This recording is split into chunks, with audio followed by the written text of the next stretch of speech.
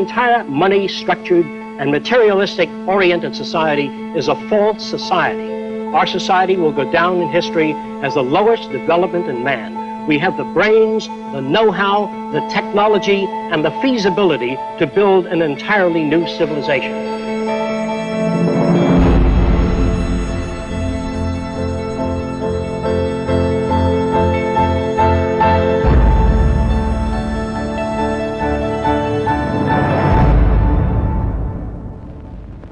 It was living through the 1929 Great Depression that helped shape my social conscience. During this time, I realized the earth was still the same place. Manufacturing plants were still intact, and resources were still there, but people didn't have the money to buy the products. I felt the rules of the game we play by were obsolete and insufficient. Misery, suffering, and war provided the incentive for my life's work. I was also motivated by the seeming incompetence of governments, the academic world, and the lack of solutions offered by scientists. I realized instead of working with individuals, a more effective method would be to redesign the culture. This began a lifelong quest to finding solutions to the many problems that we have today.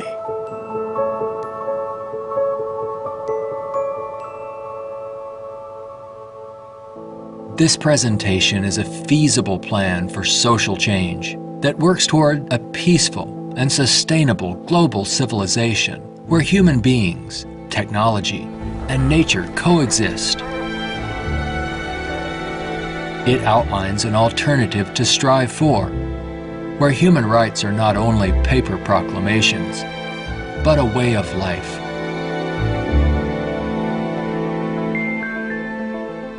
It is called the Venus Project.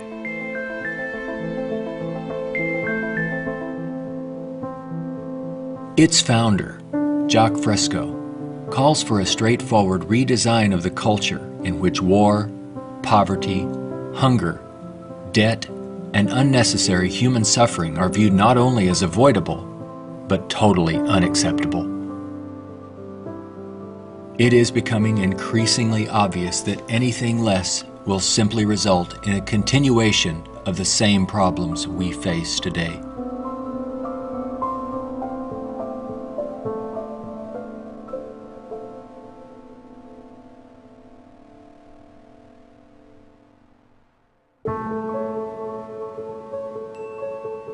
The Venus Project's Research Center, constructed by Fresco and Roxanne Meadows, is located in Venus, Florida.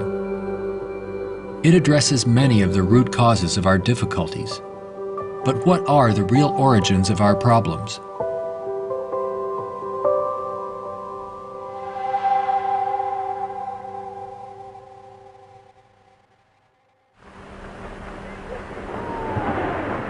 At present, we are left with very few alternatives, since we're on a collision course of our own making. Answers from yesterday are no longer relevant. Considering the damage already done to the environment, we are rapidly approaching a point of no return, where nature will dictate the course. Either we continue as we have, with outmoded social customs and habits of thought, thereby threatening our future, or we apply a more appropriate set of values, relevant to a sustainable society, with more opportunity and freedoms. Americans have been conditioned in their kind of society to get a different kind of car next year, to buy a new television set or a tape recorder. We are radical as hell, but our political and social institutions have not changed. And this is where we are stagnating, because we always equate any new idea with communism or regimentation, because we've been brought up to fear that which is new. None of the world's economic systems, socialism, communism, fascism, or the free enterprise system have eliminated the problems of elitism, nationalism, racism, and most of all, scarcity. These are all based primarily on economic disparity. When money is used to regulate and distribute resources for profit, and people and nations are out for themselves, they will seek advantage at any cost. They do this by maintaining a competitive edge, or through military intervention. War represents the supreme failure of nations to resolve their differences. From a strictly pragmatic standpoint, it is the most inefficient waste of lives and resources ever conceived.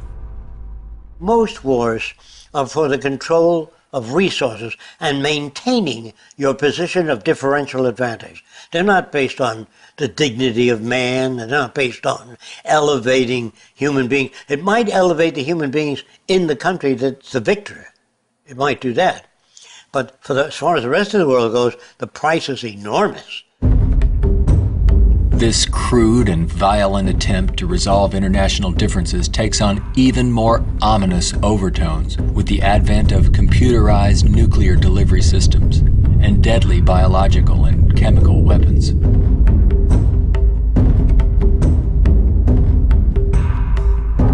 Yet it is a windfall money-making opportunity for those who profit by the military-industrial complex. If the profit were taken out of wars, do you really believe we would have them?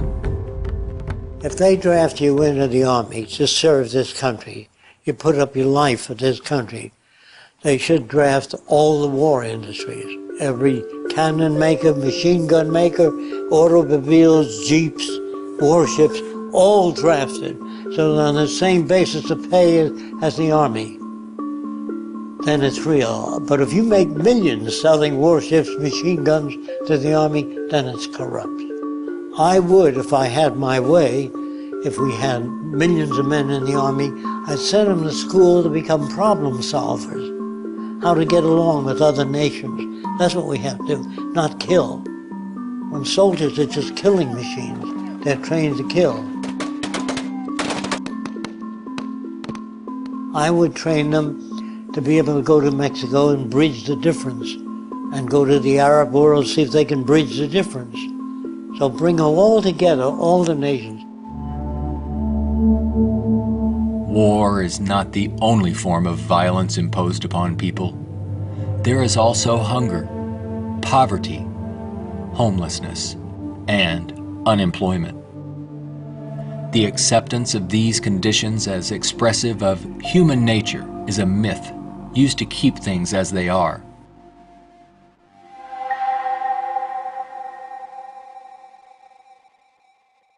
Genetics has nothing to do with greed, business, race prejudice.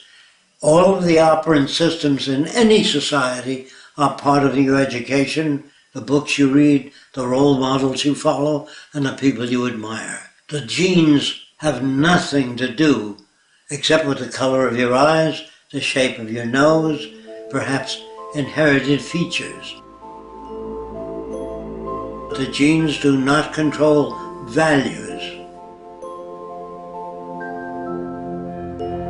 And even if you're born with a much better brain than another person, meaning better receptors, the quality of the tissue is better, I would say that if you have a better brain and you live in a fascist country, you become a fascist faster. The brain has no mechanism of discrimination. The brain can't tell you what is relevant or less relevant, except experience. We are not born with greed, envy, hatred, or bigotry. Our behavior and values are reflective of the culture we are exposed to. If you were raised by the headhunters of the Amazon, you'd be a headhunter. And if I said to you, doesn't it bother you to have 5 shrunken heads? You say, yes, my brother has 20. So, is he nuts? No, that's normal to his culture. social and environmental problems will remain insurmountable as long as few nations control most of the Earth's resources, and the bottom line is profit over the well-being of people. Putting profit first results in unnecessary suffering and aberrant behavior prevalent today.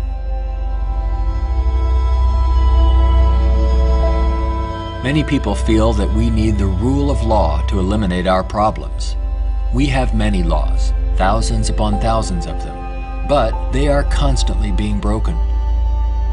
Paper proclamations and treaties do not alter the facts of scarcity, deprivation, and insecurity.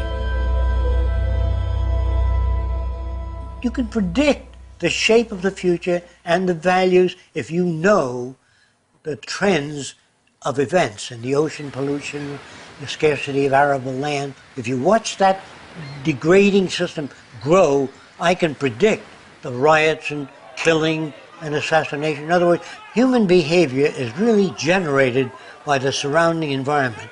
If there's a scarcity, say, of water, it is prized, and its price is high. Let's discuss scarcity as a system. Suppose it rained gold for about 3 days, gold dust. People would go out and shovel it in, fill the cellars, the attic, every drawer in that. They throw out their clothing. If the rain kept up for a year, so the gold was all over the place, people would sweep it out of the house, take their rings off, throw them away, and so human behavior undergoes change to that condition. There's only a policeman in front of something that people have need for and don't have access to. So you put a guard there. But if lemon trees or orange trees and apple trees grew all over the place, you couldn't sell it. If you landed on an island that was so abundant with resources, you had 10 people, there were 1,000 fish for every person if you wanted it. There were 10 times the amount of breadfruit and bananas, money would not come into existence. Private property would not come into existence. If the island was big enough, there was 10 people, there were 8,000 acres. No one would give a damn about staking out this particular area. There are patterns of behavior that promote survival. There are social conditions that change our values and outlook. No one can write a constitution of required behavior without consulting the environment. So we'd better take care of the environment, we'd better take care of one another, and we'd better educate people to the highest possible levels of our ability in order to have a society. Even a peace treaty cannot prevent another war if the underlying causes are not dealt with. Maybe what is needed are ethical people in government who will work towards everyone's well-being. But even if the most ethical people were elected to high positions and we ran out of resources, there would still be lying, cheating, stealing, and corruption. It's not ethical people that are needed, but rather a way of intelligently managing the Earth's resources for everyone's well-being.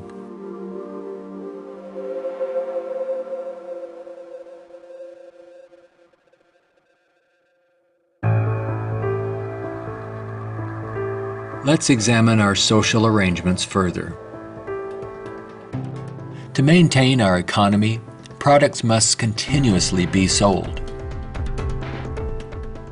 To assure this, they are deliberately designed to wear out and break down. Maybe you've noticed this usually happens right after the warranty expires. This corrupt practice is referred to as planned obsolescence, which is the conscious withdrawal of efficiency.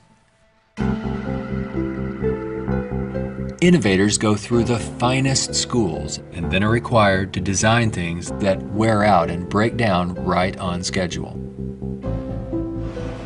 This results in a tremendous waste of resources and energy. We are plundering the planet for profits. If you think about it, it isn't a job people want, but access to what their paycheck will bring. Money does not represent anything real, and there's no gold, silver, or resource to back it up. You can't eat money or build a house of it. It's not even related to our real capacity to produce goods and services on this planet. The monetary system has been handed down from centuries ago, and we continue to use it without questions.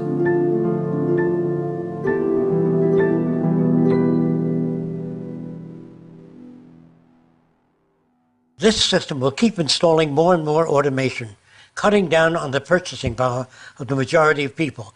There will come a time, it's called the Gaussian curve, where employment is that, production is this, and purchasing power is that. The system stops. Banks fail, nothing works anymore. We're moving in that direction very rapidly. We have finally gotten to a place in 2011 where it's becoming obvious that the machine has beaten the man. We're incredibly productive with far fewer people. We are more productive. We are more productive as an economy than ever before. An iPad app can do more than 4 people. Just that there are fewer jobs. The jobs that do exist now can have lower wages because of obvious reasons. A lot of people looking for a small number of jobs. The wages go down. That has huge impacts on the middle class and ripples out from there. We're moving towards social collapse. I think this is going to happen all over the world, not just here. And it doesn't require the overthrow of the government. It just requires that you let it alone. It'll overthrow itself. If you control the media, you can calm people down. But if the majority keeps getting laid off and they don't have purchasing power, the system collapses. It doesn't work anymore. They invade. It's already happening. This country is already insoluble. They're going to have difficulty with national security, paying pension people. They've spent far beyond what they already have. Now, all they can do now is create debt, borrow more and more money from banks. We also want to show you a rather grim sign of our times. It's not far from here in Midtown Manhattan. The national debt has grown too large for the national debt clock. It went up back in 1989 when the nation's debt was less than $3 trillion. The debt has been piling up so fast lately they had to drop the dollar sign to make room for an extra digit as the number turned over to more than $10 trillion now and counting every second. A whole new clock with 2 extra spaces will go up next year. The federal government is not allowed to print money. It's not allowed to lend money or get in the banking business. That is a privilege for bankers only. So what the government has to do if they want to build an air force, say, of 2,000 planes a month, they have to borrow money from a private lending institution, sign the dotted line, and if the war is lost or failed, the burden falls on the public to pay off that debt.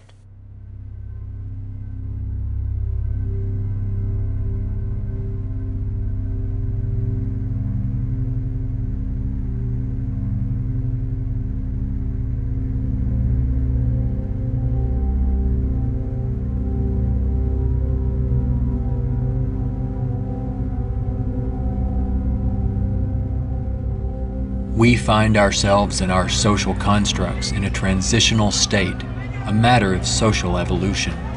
If we want to make it through these turbulent times, we must be able to adapt to change. All things change, including our social systems.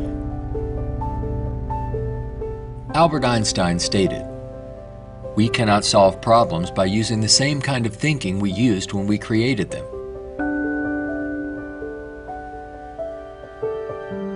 Earth is still abundant with resources. Our practice of rationing resources through monetary control is no longer relevant and is actually counterproductive to our very survival. Today, we have highly advanced technologies, but our social and economic system has not kept up with our technological capabilities, which could otherwise easily create a world of abundance for all, free of servitude and debt. How can this be possible? There is not enough money to feed or house all people on this planet, let alone accomplish these more ambitious ends. But Earth has more than enough resources to meet the needs of all people, but only if managed intelligently.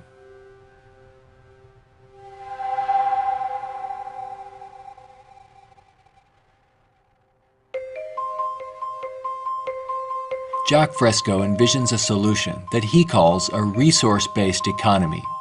It is a socio-economic system in which all goods and services are available to everyone without the use of money, barter, credit, debt, or servitude of any kind. It is unlike any social system that has gone before. Fresco arrived at this direction through 75 years of study and experimental research.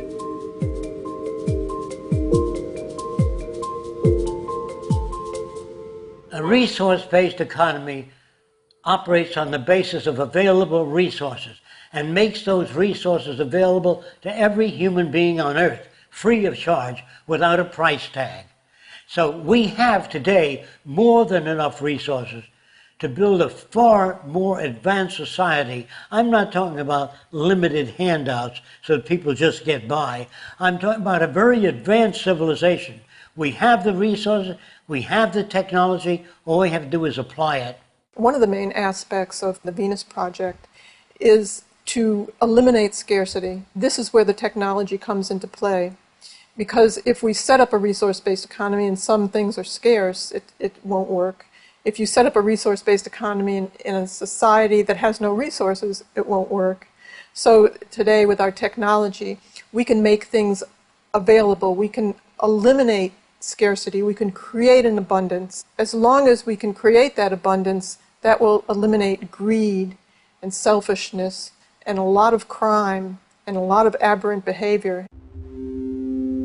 A social system can be designed so that all can live fully and constructively if the powers of science and technology are directed toward human and environmental concern and overcoming the artificial scarcities of our debt-based monetary systems.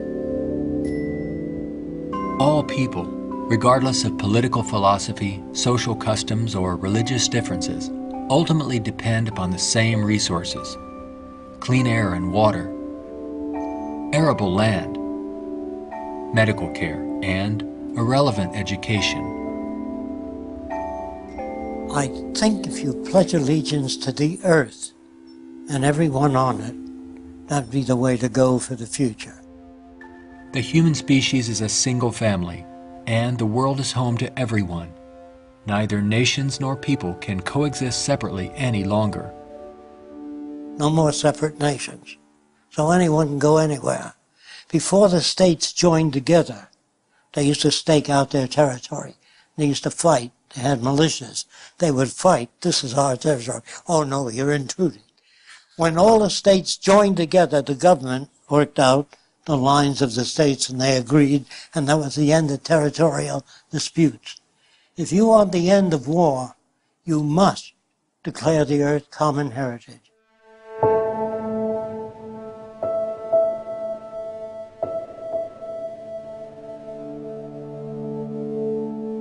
This has nothing to do with those who want to form an elite world order with themselves and large corporations in control and the rest of the world subservient to them.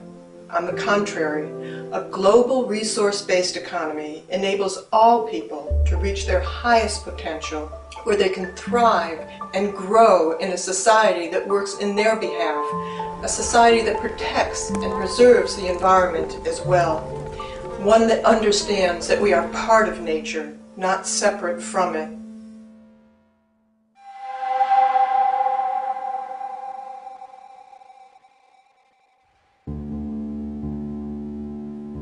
Some question what would happen to incentive if needs were met without our having to work to attain them. The question assumes humans have no desires beyond basic needs.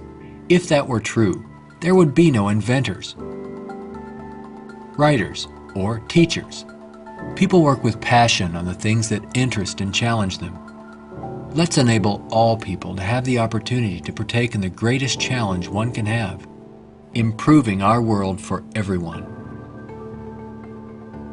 Individuality will be emphasized rather than uniformity.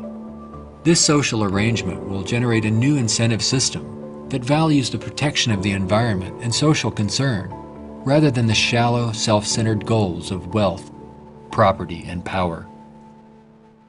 It does not call for uniformity. It absolutely calls for diversity. The more diverse people are, the more individuality. So we emphasize individuality, creativity, innovativeness. This is the essentials of the design. It is not a group of scientists telling people what to do, how to live, where to go, what to follow. Motivation and incentive exist when people have meaningful tasks. True growth and development occur when people are involved in creative, challenging, and constructive endeavors. However, motivation and incentive die in the daily grind of boring and repetitive jobs required to earn a paycheck. If you hand out things to people, if you fed them and clothed them and housed them free, they're not going to work in the morning because they don't need it. They got their housing, clothing, motion pictures, and entertainment. Well, why go to work? Work is painful, it's monotonous, it's boring.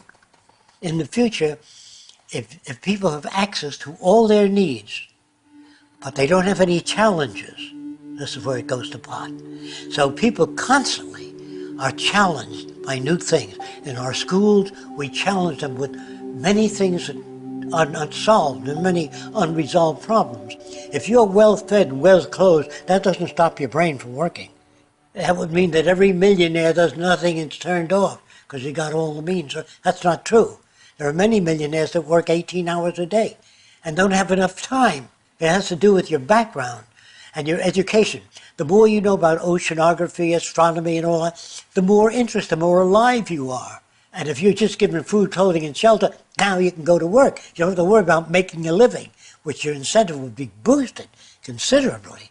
So I call that a new and innovative incentive system. It's not monetary oriented, it's problem solving oriented. And you get your kicks out of seeing the world become a better place.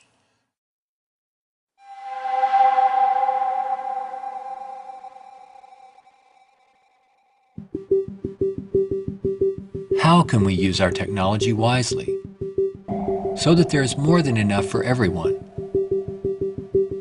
To achieve this, it's mandatory that the planning for it be based on the carrying capacity of the planet's resources. Our entire infrastructure must be redesigned and operated as coherent, integrated total systems. This means we must consider our entire global community as one unit that includes everyone and plan accordingly. Only in this way can we use our technology to overcome resource shortages, provide universal abundance, and protect the environment. Therefore, a global survey is first needed to assess exactly what we have. This would inventory our physical resources, personnel, production centers, and the needs of people. This enables us to determine the amount of goods and services needed. For instance, where is the arable land to grow crops? How many people are in various locations? And what is the state of their health? This would determine where hospitals are built and how many. If you try to do that today, ask for a global resource survey of all nations, they'd wonder, what are you trying to do that for? To find if we got enough resource to fight you in armaments and other things? They would be skeptical, hesitant to give that information. So I would say it wouldn't work in today's culture. But after the ideas are put forth and the reason for it and the advantages gained by all the nations, it would have to be specific advantages that they can understand in their terms. And if they agree, then the survey would be conducted. It's not my opinion or the opinion of anyone else would be used. It's the size of the population, the availability of resources, the carrying capacity of the earth that determines what is done and how fast things move. See, today it's done on a totally different basis.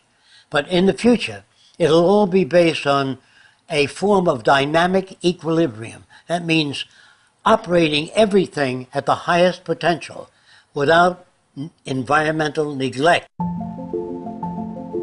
The key to achieving abundance and a high standard of living for all is to automate as much as possible in the shortest period of time. But during the transition, we have to bring together the technological capabilities of people working with computers and working with technology and building and designing methods of delivering these resources and the necessary industrial plants to process the resources. Our problems and their solutions are technical, not political. Most problems can be solved when technology and the methods of science are used to serve all people, not just a select few. But what is it that you want? You have to ask yourself, I want to live in a world where I don't have to fear that my children will go into another war, where there'll be deprivation or problems or disease. Do you know how to build that kind of world? No, I don't. Well, how do you go about building? You call upon the various divisions of science, bring them together, and say, these are the problems we'd like to solve. A scientific government doesn't mean that scientists rule or control people.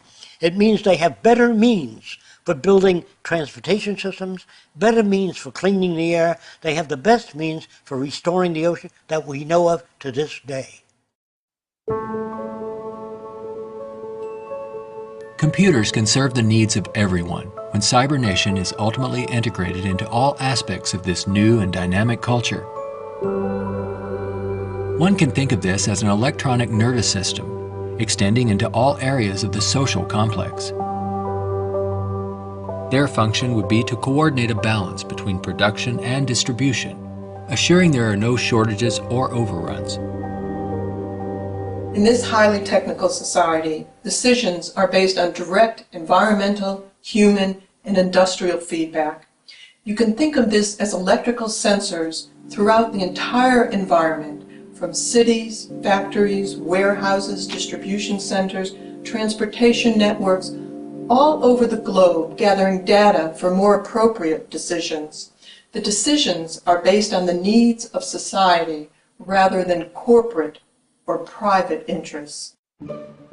It is not automated technology or machines we should be wary of, but the abuse and misuse of technology by selfish interests. Remember, it is people who decide what ends the machines will serve.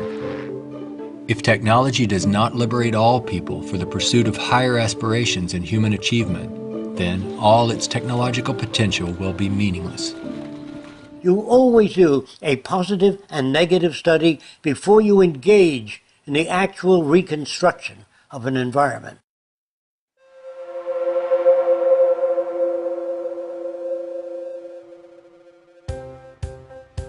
It's all just talk unless there is a technical plan to organize and use resources to accomplish abundance. What follows are some of the many approaches the Venus Project provides for the entire social spectrum.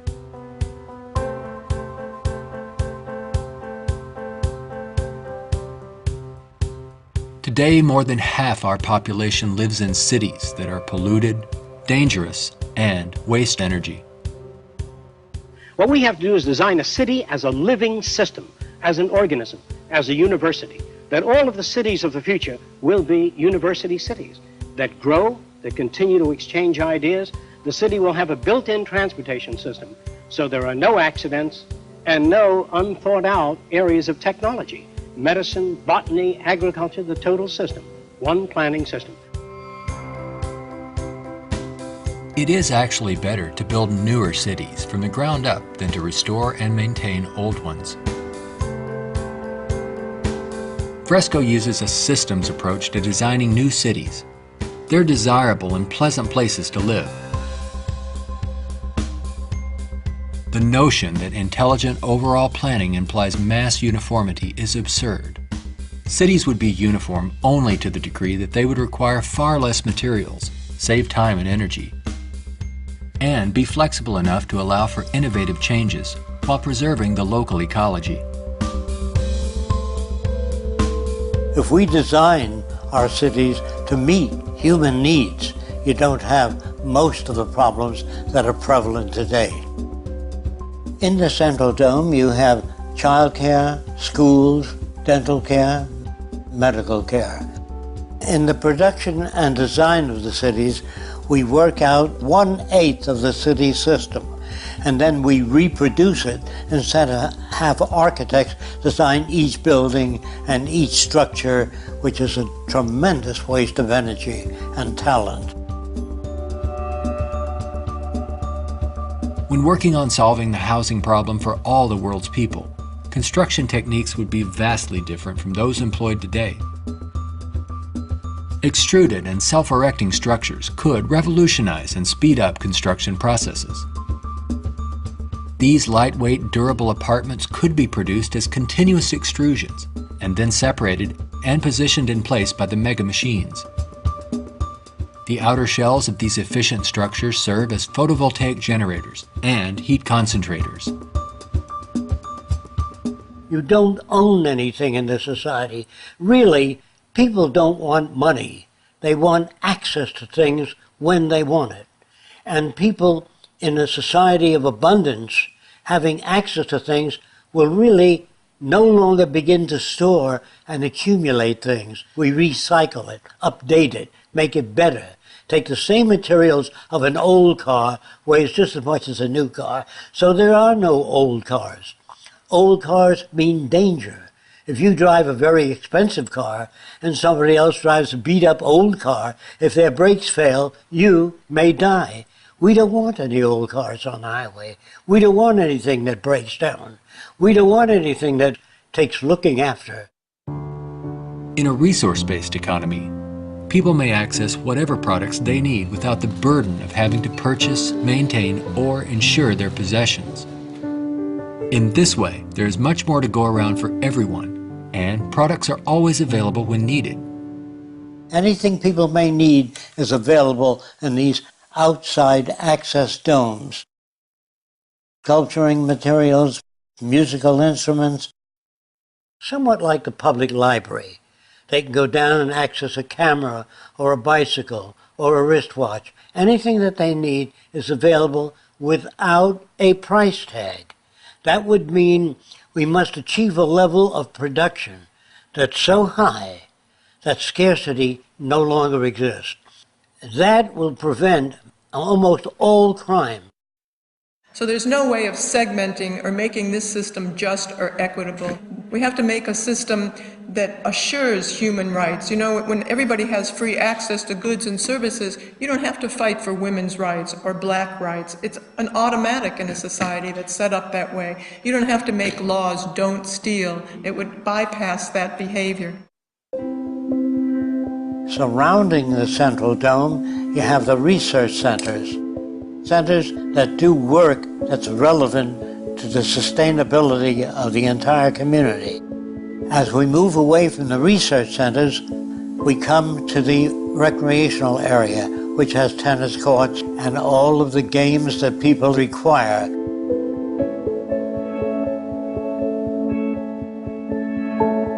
As we move away from that, we come to the residential district. There are streams, waterfalls, lakes throughout the area.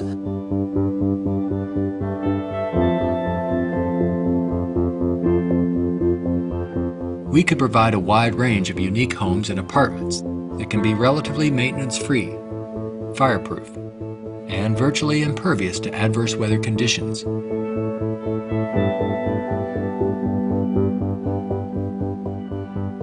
As we move to the next sector, we come to apartments. The reason some people want to live in apartments is because you have drama groups, you have gymnasiums, medical care, dental care, everything is built in to the central towers.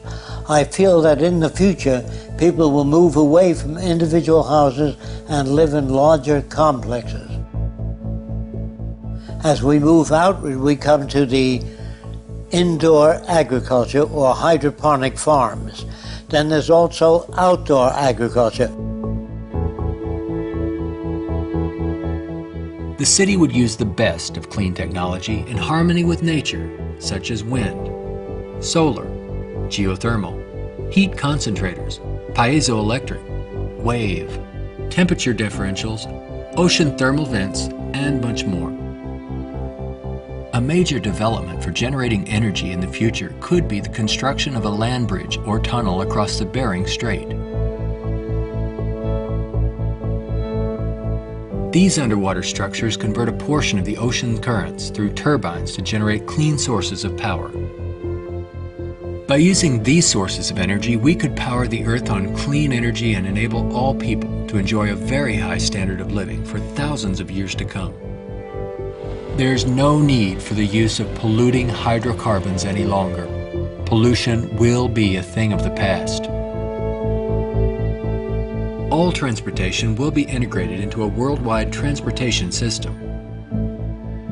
Transportation within cities will be by transveyors. City-to-city travel will be by monorail.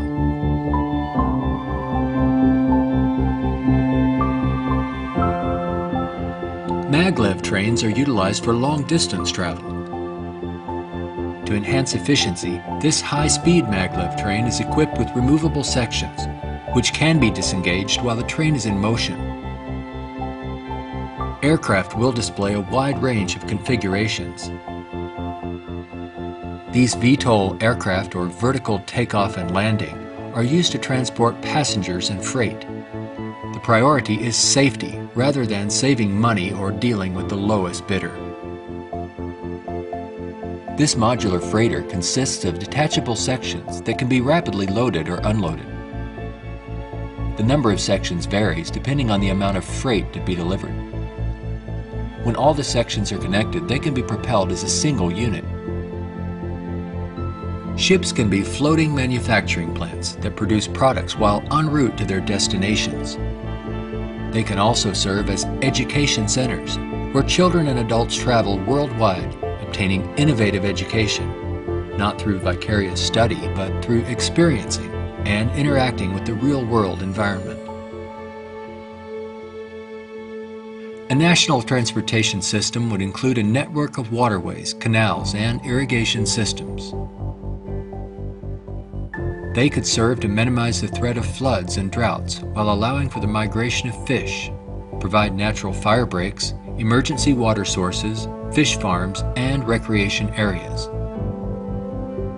When we unleash science and technology directly into the social system without the restrictions of the marketplace, finances, or patents, we could achieve a very high standard of living within a very short period of time.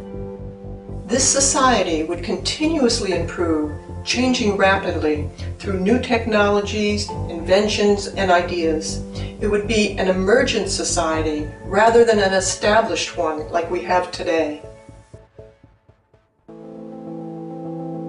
Imagine living in an extraordinary oceanic city, helping to restore the ocean environment while eliminating land-based population pressures.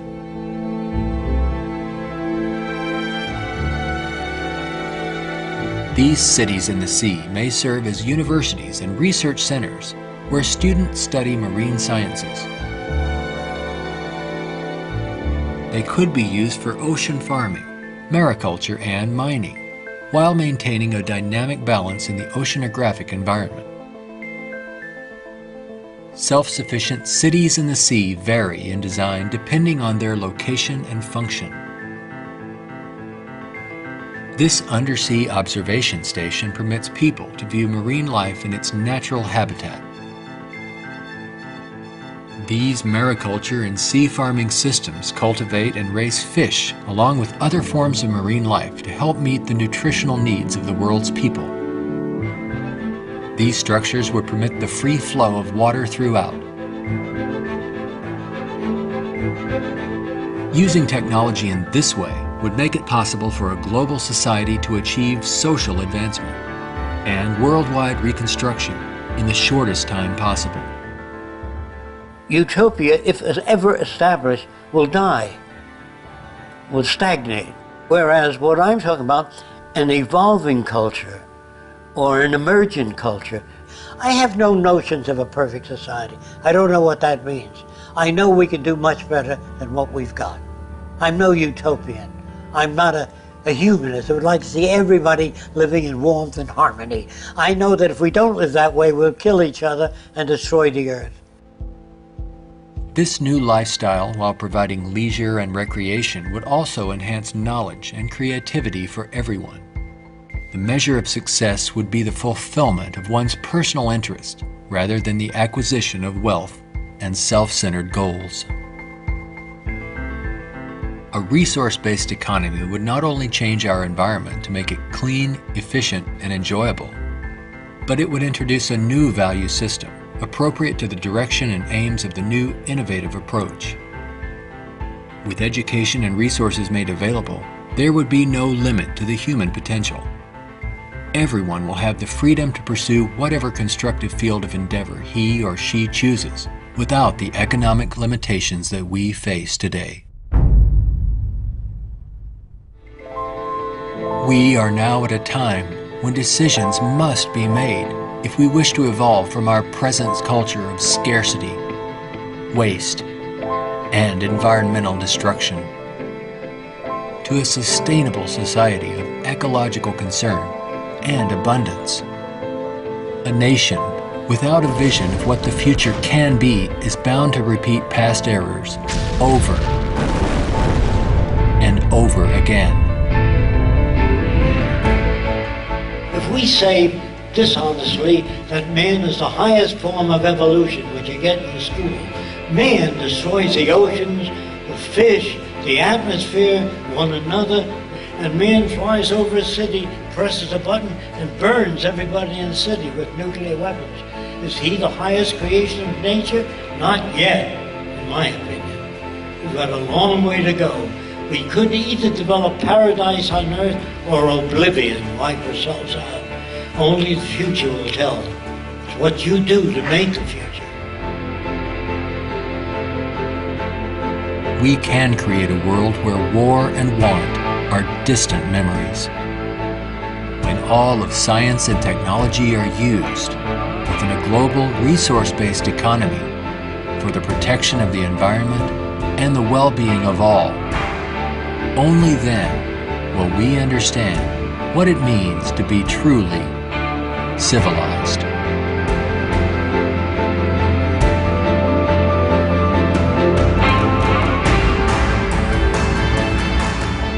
Be a part of the growing community of people working toward making the aims of the Venus Project a reality. Join us in our efforts to bring this vision of a positive future to a wider audience through the goal of a major motion picture.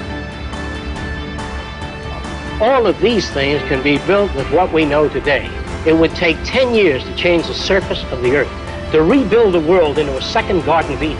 The choice lies with you. The stupidity of a nuclear arms race, the development of weapons, trying to solve your problems politically by electing this political party or that political party, that all politics is immersed in corruption. Let me say it again. Communism, socialism, fascism, the Democrats, the liberals, there are no Negro problems or Polish problems or Jewish problems or Greek problems or women's problems. They're human problems.